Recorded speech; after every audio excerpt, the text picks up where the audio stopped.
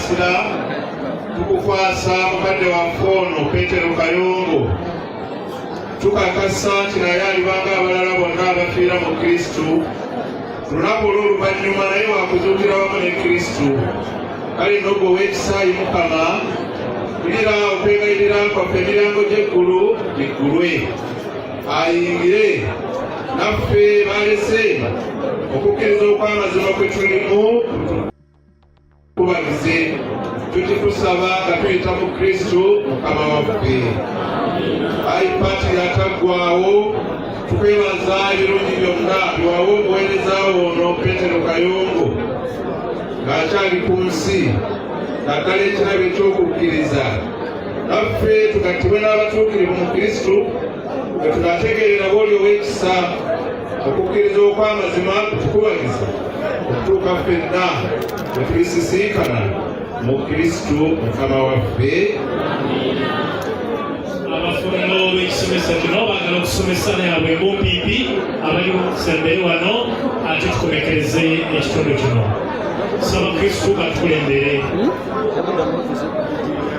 Ayi Katonda kitaffe bw'ensibuko y'amaka n'obufumbo obutukuvu nga tuli wamu ne Matiya Mulumba omujulizi omuwolereza waffe olw'omufumbo munnaffe Petero Kayongo gwe wayise ajje gy'oli. Ffe abakkiriza nti mu batiisimu yafa era n'azuukira mu bulamu obujja mu Kristo omwana wo. Kati munnaffe ono tumukukwasa tukwegayiridde mulamuze ekisa atuuke ku kwesiima awamu naawe. Munne gw'alese n'ab'enju bonna obakubagize ate naffe otunyweze mu ndagaano zaffe okutuusa okufa. Tukikusaba nga tuyita mu Kristo Mukama waffe. Amiina. Katutuleko bannange MC atubuulire ekiddako ate ekigga ebirala bananditutegeeza. Era naye kambasabe nga ngenda omu akazindaalo kano soba tukwebaza okutulambika obulungi okuva bwedda. Abaganda bagamba atamanyi mpooye magombe yamma omufe essaala. Awo nno tuyina kye tuyita Sekiriba ky'attaka Abaganda bagamba mpaawo atalikola ki atali kyamala. Awo nno Yuda yasoloza ensimbi n'aziweereza e Yerusaalemu ne basaba ebitambiro by'okuddaabiriza. Abasekiriba bonna baba batuuseeko eyo munnaffe ono twongera kukulangiriza batuukire tuna bamalayika bamuwanirize Omukama amugwanyize empeera ey'omuggulu. Sebugenda maaso.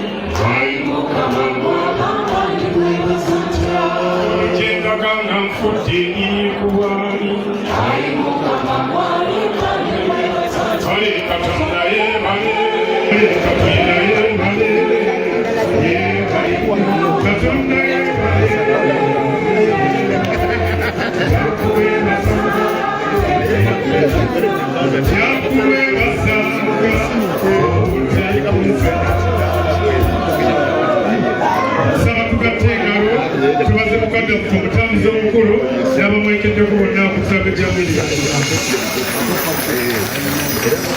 era ettuntu lya leero taataffe Kayongo Peter afunye lumu ebitambiro bya misa bitaano mukaaga ebitambiro bya misa mukaaga buli faaza ali awo kitambiro kya misa buli faaza kitambiro kya misa ekyo tubeko mu ngalo mwebali nnyo semukadde affe bali nnyo nga bulijjo Davis Kafeero Senior kakensawo emikolo gino mu myaka egy'ekinaana era yamaze emyaka 45 ampiriza atera nibuzibu omulangira Kadinali Subuga gamba Katiyambe Nalukolongo eyafuula Kyendi tukoze bakafuga mweriwe tugenda kuteekako ebimuli tunaamaliza baganda bange abo basisewo bakoobo tulimu musiba bana kakati omugonale batwala wano yanamaliza n'abakulu abo nasimbayo kakati tutandike ebimuli bamaama mweteekeko ebimuli tuzeeko abaana abasikulu bamaliza ne bagoki baba bajja simanyi bagole kyobagala fesabisi olikumpi Omulonga bwe bajja Pulezidenti njagala okwanjulira Kyomusese omubaka w'Ekalangala Ellen Nakimuli yazze bamutesese kati n'okujja n'olutala naye leero nawe yaleese ekimuli njagala okwanjulira omubaka Godfrey owa Goma West Yubaali njagala kwanjulira ssentebe Goma East njagala kwanjulira ssentebe disitulikiti y'entebe y'empigi Tabani Modeo Sejjemba naye nannabiyewo njagala kwanjulira mwami Kyamaggwa ono business partner waataakwagoja ono nga mutowongeezamu ojjamu waayo eddakiika entonotono tusobola okugenda mu maaso n'enteekateeka nnyo mukoddomi wange Political Services bakayiba nokubagabula bamaama basibula mwami waabwe abaana mutambule tukole ebiseera abaana mutambule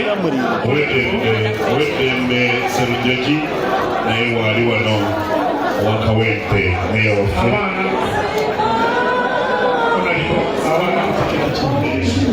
naye waali Sipiika Nakasi bakojja mumwete bateeka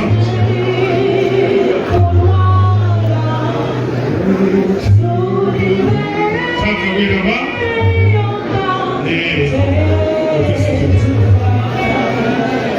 bakojja abacwa abacwa tuli mujwa abacwa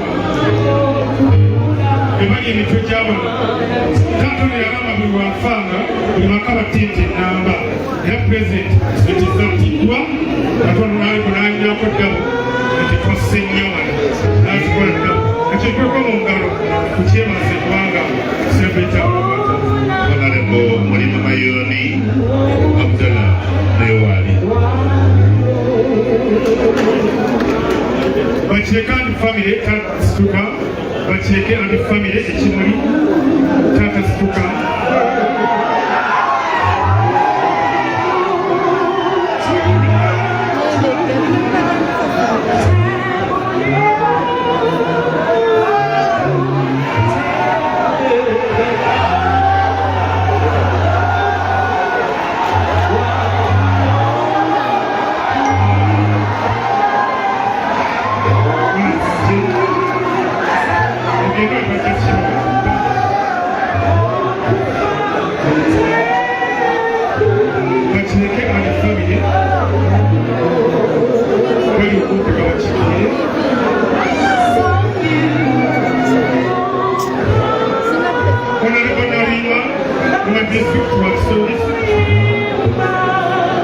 Honorable Johnson Muyanja Senyonga, LC5 chairman to be.